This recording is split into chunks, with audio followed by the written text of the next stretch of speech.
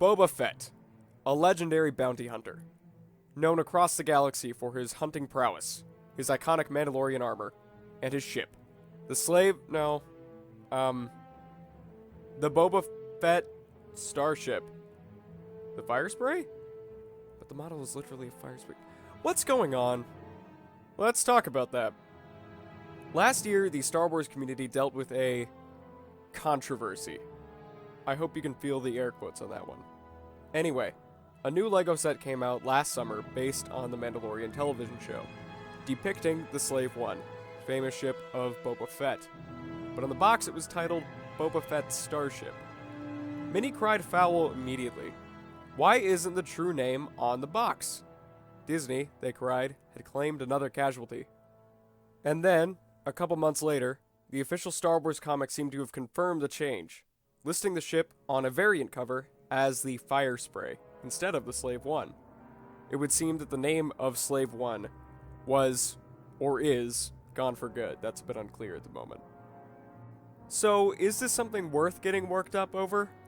I say no, but I would like to take a deeper dive into the issue from a more measured perspective. Is it as big a deal as it seems, or is it overblown? Up front, I would like to say that the name Slave One should be kept. It's been the name since its conception, and it doesn't affect much of anything because of it. But take a look at Disney marketing's perspective here. Yes, I, noted Disney hater, am asking you to take their perspective. Disney doesn't want the word slave on a toy box. That's literally the entire reason for the change. Especially nowadays with our current hyper-awareness about cultural respect and relations, having slave on a product for children isn't the best look. So, in that case it makes sense. And, if you point out the fact that we've had 2 dedicated Slave One LEGO sets since the Disney buyout, once again consider the timing. This set came out just a few months before Boba Fett became the star of his own show. So he is a bigger part of the Star Wars collective than ever. It all works to give Boba the best impression possible for his time in the spotlight. And this isn't the first time a Star Wars ship name hasn't appeared on the toy box. For certain ships, if the name was a little too dark for a kid, they were just removed. Think the Scimitar becoming Sith Infiltrator, Soulless One becoming Grievous Starfighter, and Havoc Marauder becoming Bad Batch Attack Shuttle. These aren't the ship's real names, and nothing has been affected in canon. The added wrinkle of calling it the Fire Spray in the variant cover makes it a little more complex, but again, I think this is something we have to wait for a visual dictionary or the actual Boba Fett show to get anything concrete on. So, at the moment, it's not worth the effort to fight about. I've seen this issue compared to another slave title, that being the outfit worn by Leia in Return of the Jedi, Slave Leia. For a while now, this outfit has been renamed to Hut Slayer Leia. However, I think this is a good change.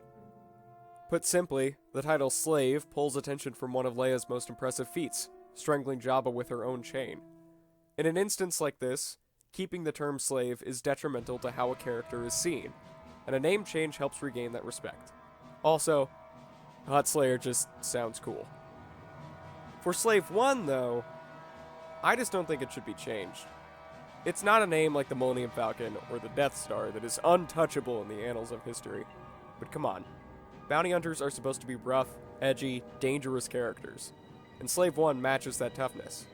It speaks to an intensity behind Boba Fett as a character. Contrasting Slave Leia, the name Slave One doesn't try to support slavery or anything like that. If this was the name of a notorious slave vessel full of pain and suffering, then that's another story. But in this case, the word slave is just a word that, removed from context, sounds cool as a ship name. Boba Fett is an iconic character. Under his armor and the name itself, I would wager that the ship is iconic as well. Not for the name, though. The general audience only see it as Boba Fett's ship, which clearly makes this change easier. And so, go for it. Calling it Boba Fett Starship on a LEGO set hurts and affects nothing. But if you change it in canon, changing an iconic name for an intense character due to negative connotations, that's where I'll disagree. Because come on, he's a bounty hunter. It's a complicated profession. And now I'm interested to hear what you all have to say. If you disagree with me, or agree for reasons I didn't mention, please let me know in the comments below. And share this video, and subscribe if you'd like to hear more discussion-type videos like this, as they're some of my favorite to make. Oh yeah, and let me know what you think of Book of Boba Fett so far. I'm liking it a lot. And so, until next time, later.